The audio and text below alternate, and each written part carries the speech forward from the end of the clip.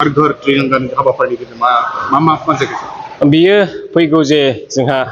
78थि उदांस्रि सान बे उदांस्रि सानजों लोब्बा लाखिनानै जोङो हर घर तिरंगा प्रग्रामनि आन्दारावहाय माखासे आरो साब टिम लानानै माखासे प्रग्रामफोर हाबाफारिफोर लानाय जादों। दिनै जोङो तिरंगा रेलि हिसाबै मोनसे रेलि खालामबाय भेरगाव हायार सेकेन्डारि स्कुलनिफ्राय नैबे बिष्णु राभा हलसिम आरो बेनि उनाव जों मोनसेबाव आरो प्रग्राम लाबावदों जे जोंनि भारत उदांस्रि सोमावसारनायाव जाय बिथांमोनहा गावनि जिउखौ रुंसारि होबाय बा जोंनि भारतखौ रैखाथि होनायावहाय जाय जवानफ्रा गावनि जिबनखौहाय थारमाने दान होबाय बिथांमोनखौ गोसोखांनानै आरो बिथांमोनखौ मान बावनानै जों मोनसे हाबाफारि लादों। आरो बिनि उनाव जोङो जोंनि आर्मि एसएसबि सिआरपि बायदिसिना पुलिस बेफोर बिफाननिफ्राय जाय बिथांमोनहा जोंनि हादोरनि रैखाथिनि थाखाय खामानि मावनानै आजिरा लाबाय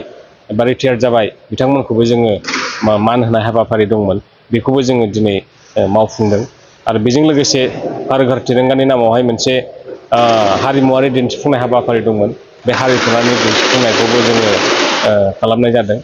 गुबुन गुबुन हारिनि बा गुबुन गुबुन मोसानाय मेथाइ खननाय बेफोरजों लोगोसे जों बे हाबाफारिखौहाय जाफुंहोनो थाखाय जोङो सेस्था खालामदों। आरो बे प्रग्रामनि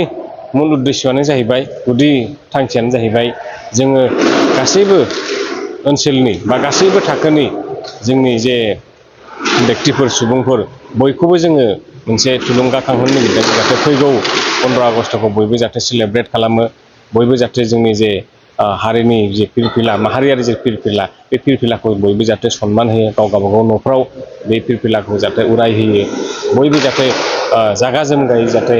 मोजाङै बाहागो लायो बेखौ जोङो खावलायनो थाखाय बा बिनि थाखाय जे